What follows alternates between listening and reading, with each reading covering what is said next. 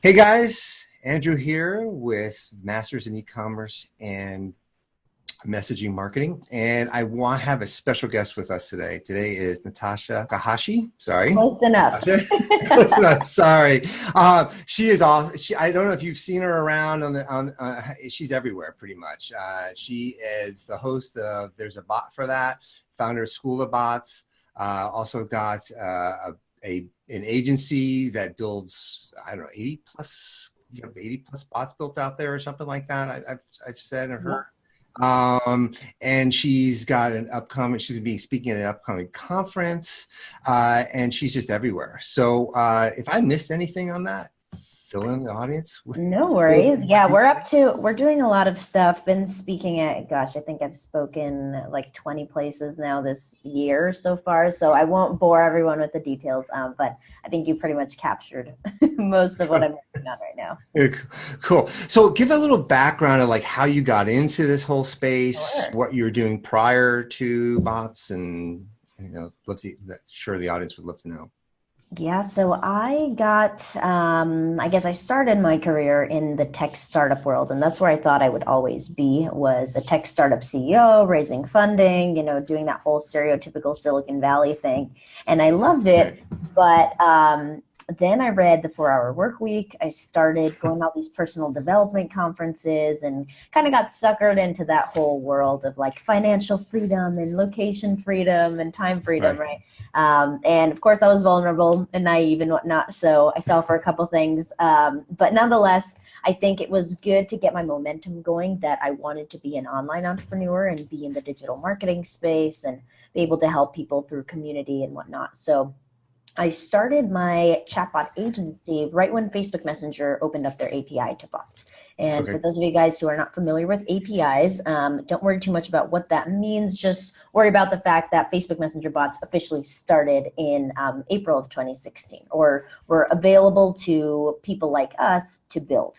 So as soon as that came out, I had already been planning to start a Facebook ads agency since I already had a few clients and I was working on Facebook ads and other digital marketing stuff for the tech startups that I worked with. And when bots came out, it just kind of made sense for me to pivot entirely to bots and see what I could do with that. And this was actually my first business as well, the agency. Okay. So I was like, okay, well, it doesn't really matter if this fails or not. I just want to see if I can make this work. And it did. For the first few months, it was pretty shitty. I think just like with any business, you're struggling to get clients, you're trying to figure out what your business model really looks like, all of those pieces, and what's actually going to work. And in this new market, it was a lot more difficult. Obviously, I'm biased and I have no previous experience of starting a company in another industry, but based on all the companies I worked with before, I feel like disrupting an industry is almost easier than starting out. There's like pros and cons to starting out in a new place, whereas, disrupting a 100-year industry. So Sure. with bots, it's very unclear at the beginning who's going to be a great target market. What are people actually going to want as products and services in this industry? Who are all the roles, investors, educators, service providers, platforms? So it was definitely the Wild West. It still is. And so the agency, I started right at the beginning and started to see everything unfold. We, like you mentioned, we built close to 90 bots now, and Wow. hopefully going to get to 100 so we can just have that milestone and then either merge the agency with what we're doing now or sell it off, try to figure out what we want to do with it. Because about 6 months ago, we started School of Bots. And I know you mentioned a little bit, we have our There's a Bot for That interview show. We've got a template marketplace. We actually, fun fact that just happened today, we launched the template vault today, which is Wow. a membership to get access to our templates each month. Oh, So that's awesome. usually, yeah, I'm really excited for it because people buy, like on average, people buy 3 to 5 templates from us each month, like Oh, okay. individuals. And so it Mm, kind of makes sense to give them a discount and a little bit more exclusivity and support and sure. whatnot for that. So go check that out, guys, if you guys are Sure. interested in templates. Although I guess you might see this later, so we'll see. But yeah, so started School of Bots, and then now really my position in the bot world is attempting to facilitate different parts of that ecosystem that I mentioned, Hmm. so that we can really help push the space forward together. And working with you guys, working with other platforms in the space is really helping us do that at a faster rate. Right. So when you started the agency, I mean, how did you even like get your first client? Like what was the sales pitch like to people like that was brand new to this thing? Yeah, it was a terrible sales pitch. So my business partner Kyle, he does all of our sales stuff, Hmm. and he had come from an entirely sales background, whereas I have a different approach. I like to become someone's friend and have the Right. best intentions, and be positive and whatnot. Sales is not always like that.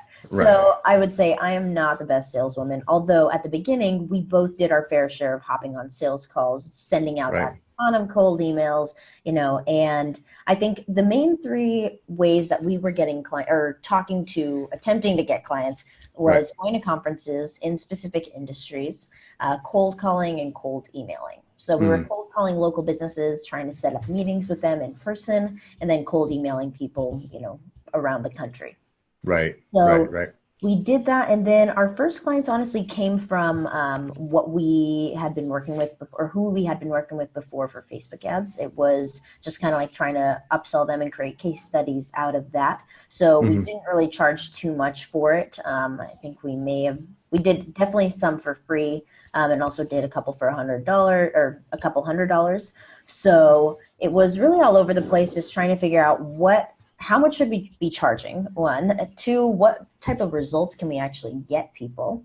Right. And three, how many clients can we take on a month? Because what does this bot service even look like? Right. So those are the things we aim to solve within like the first 3 to 4 months of the business. And then what really helped us grow a lot more, and at a faster pace, increasingly from there, was actually partnering with other digital marketing agencies and Mm. having them send us clients and us provide Right. the white label bot solution for them. I see. That we could be their entire bot arm. And then it went both ways because Right. for us, and for a lot of people, I think you may start your agency with offering 1 to 2 services, and then slowly your clients are like, hey, can you also do this for me? Can you do this for me? So we Right. started entirely as bots, and Mm. having those partners allowed us to not really shift our focus away from bots and having to say, oh yeah, I guess we can do content creation for you, I guess we can do Instagram for you. And Right. so instead really allowed us to focus and then outsource that to our partners. And then of course they were using us for bots. So it Right. definitely went both ways. And yeah, in a nutshell, that's kind of how we started our sales process and what we were doing at the beginning. And I think Right. honestly, it's still kind of the same right now, even though Right. we're over 2 years in. It's Hmm. still definitely the Wild West. There's still so many Right. different ways that you can get clients, but partnerships for sure are just a great way, I think, in general for any type of agency, no matter Sure. what you're doing, to grow at a faster rate and just close clients quicker, because that's really the goal, is to just have that cash flow coming in each month Right. as an agency. Sure. So when you were doing those partnership type of deals, was it more so on the sense that you would just reach out and saying, hey, do you guys do this? And would you be interested in learning a little bit about this kind of stuff when you're trying to formulate those partnerships? Yeah, we did a little bit of outbound, for Hmm. sure, and positioned it in that way. We Okay. also, so our first partnership, how this whole thing came about, and became such a big part of our agency, was because someone reached out to me on LinkedIn and wanted to essentially create a chatbot agency where they were just the sales front and they Mm. wanted us to create all the bots for them. Okay. So if you're looking at it as a bot agency, you're like, well, that's not really a bot agency, but they just Right. wanted to do the sales side of things, and not have to Sure. worry about building the bots. So we started as that, and then that went well to where we decided to reach out to a couple other agencies and pretty much did what you mentioned. Like we reached out, Sure. in a couple different Facebook groups. So we, even up to now, our best partnerships have been with Facebook ad agencies, Mm. social media management, and content creation and design. Right. Right. And SEO and other ones are great, but those were the ones that made the most sense It made most sense. for bot services. For Yeah, because I see a lot of people out there, it's like, build a bot for $1,000 or $2,000 and things like that. Do you find that you think that if you're getting into this space, it's best to specialize or be a generalist? Yeah, so let's put it more into context in terms of like who you should prospect or what you should be doing.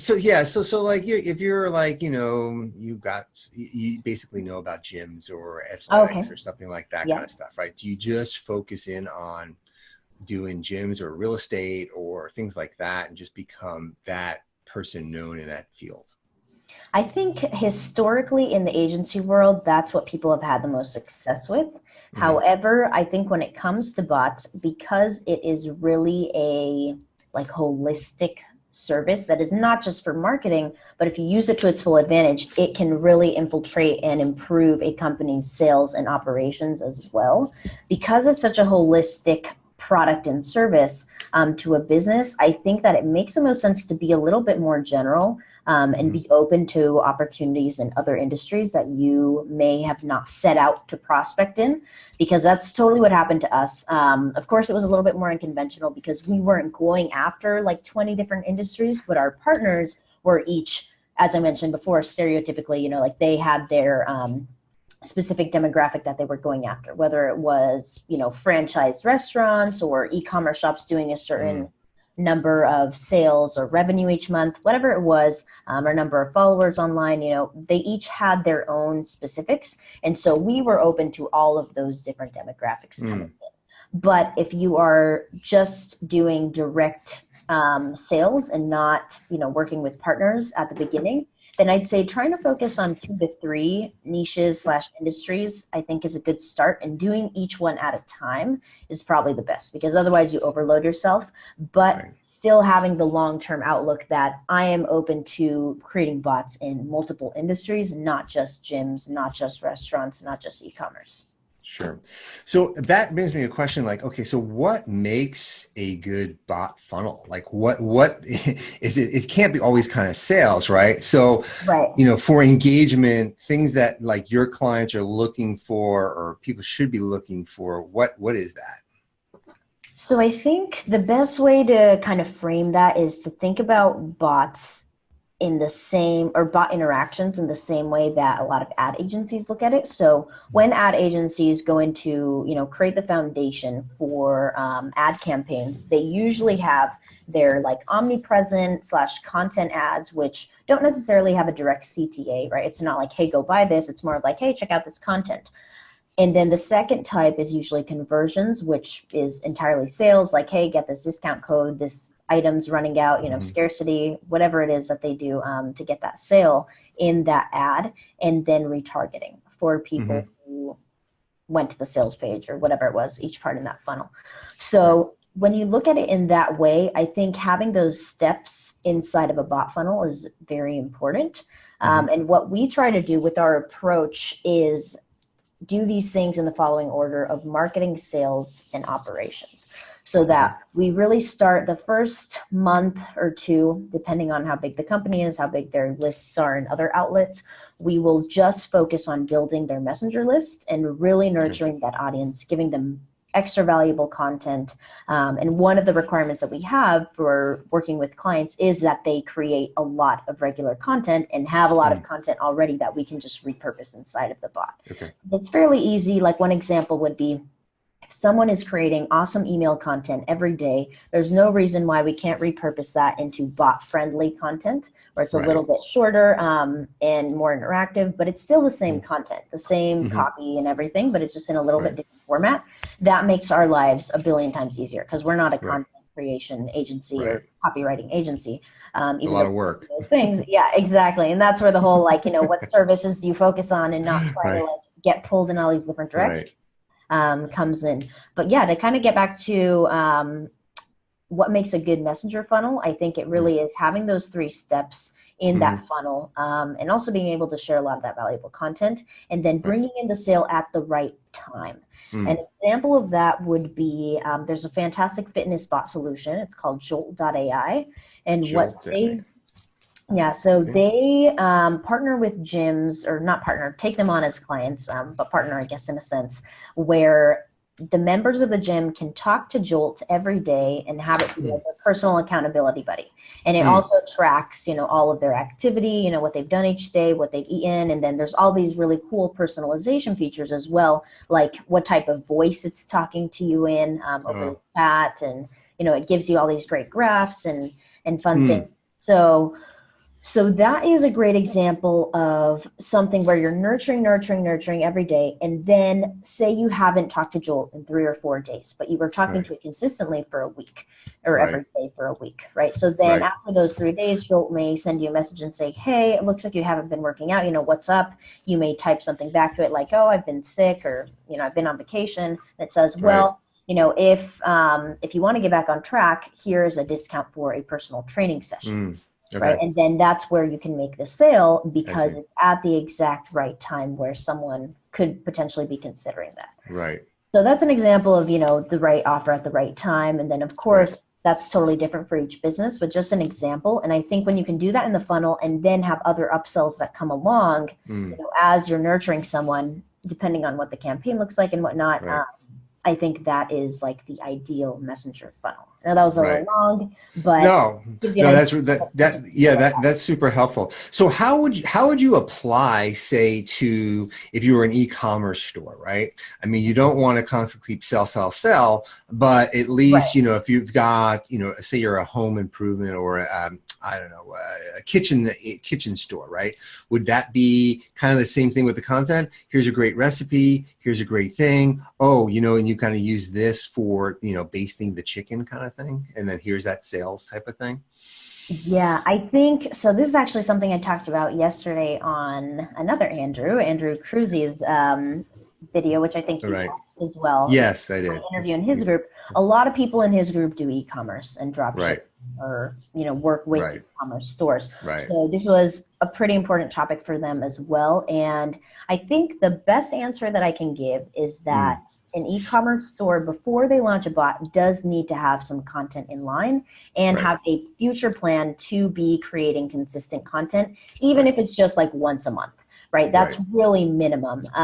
If a company is not doing that and they're not active about growing their brand and interacting with their customers all the time, then a bot is not going to help solve that any more Right. than not having content is. Right. And that's where, again, that whole idea that, or not idea, but issue for bot agencies comes in, that if an e-commerce store doesn't have any content, then we Mm. now either need to create content or say, sorry, we can't Right. do this bot service for you because we don't have anything to work with.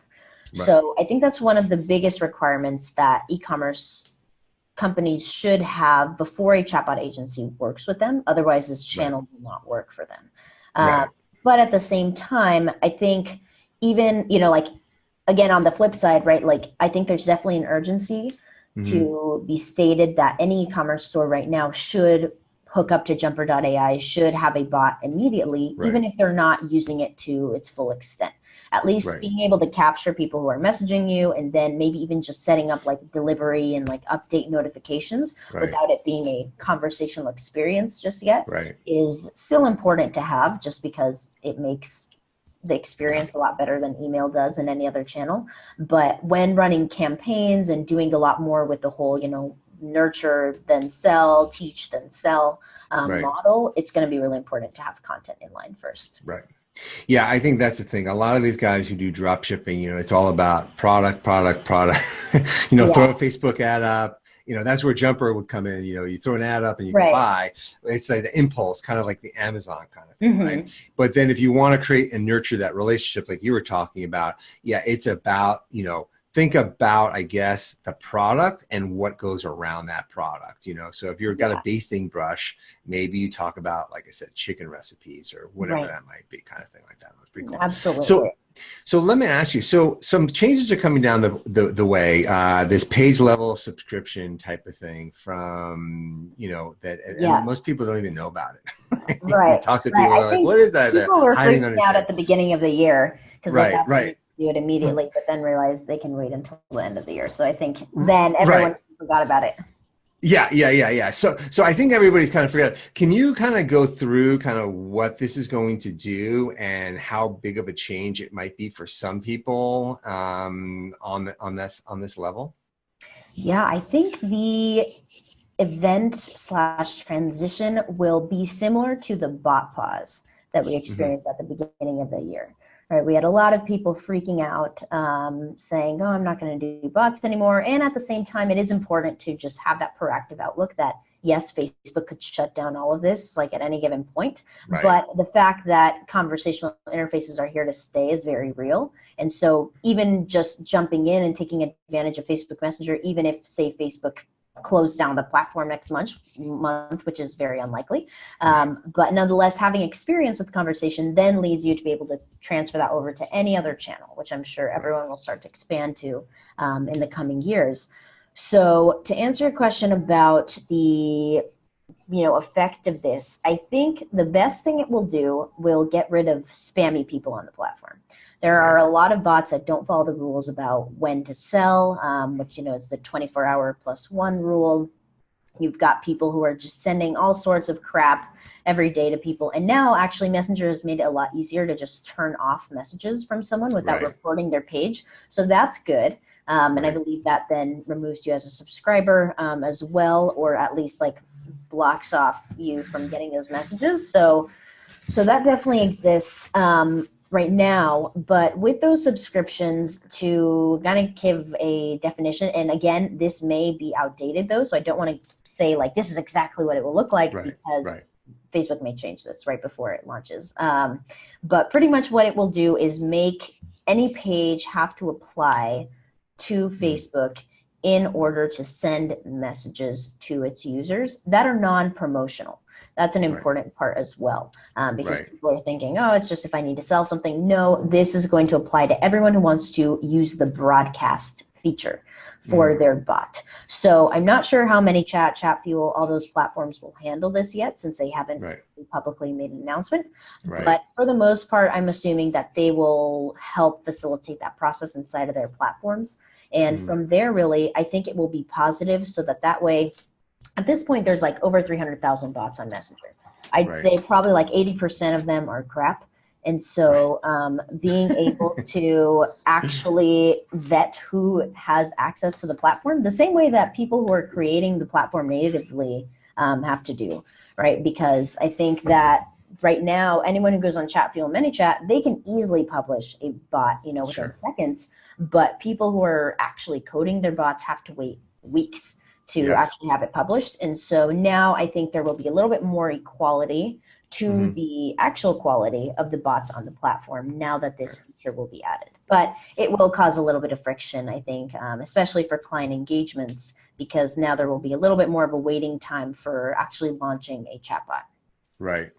And then there's people who have, who were able to send automated messages right away will now have to apply.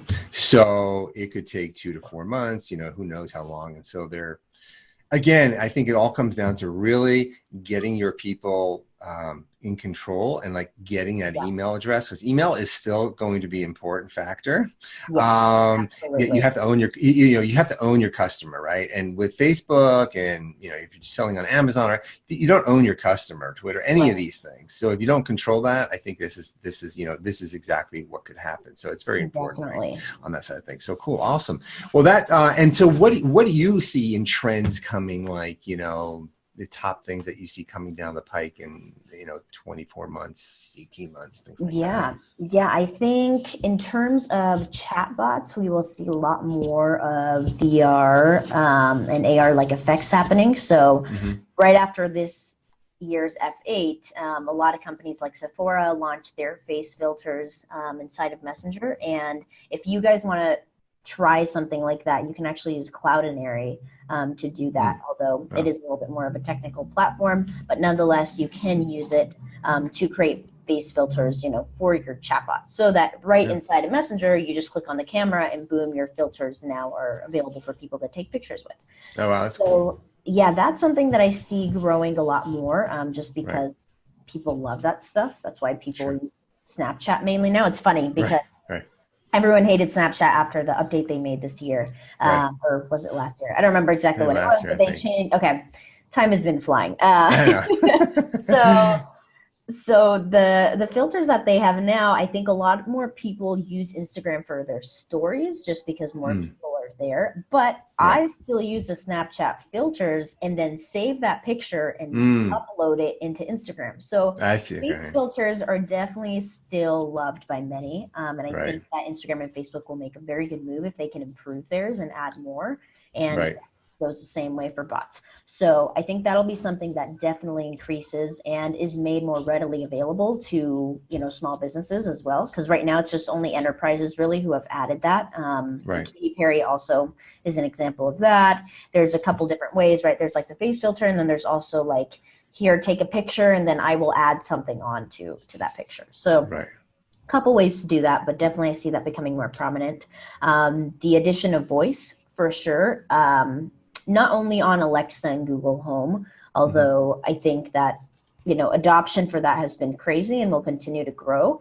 Right. But the connection of chat to voice, I think, will improve a lot more. Whether it's that Facebook Messenger somehow links up to Alexa, or that you can use the voice feature on your iPhone, Right. to actually connect to Messenger and send chatbots a message and have the chatbot somehow process that and respond to you. Right. So whatever that looks like, definitely the addition of voice and chat mixed together, I think will increase a lot. And what else?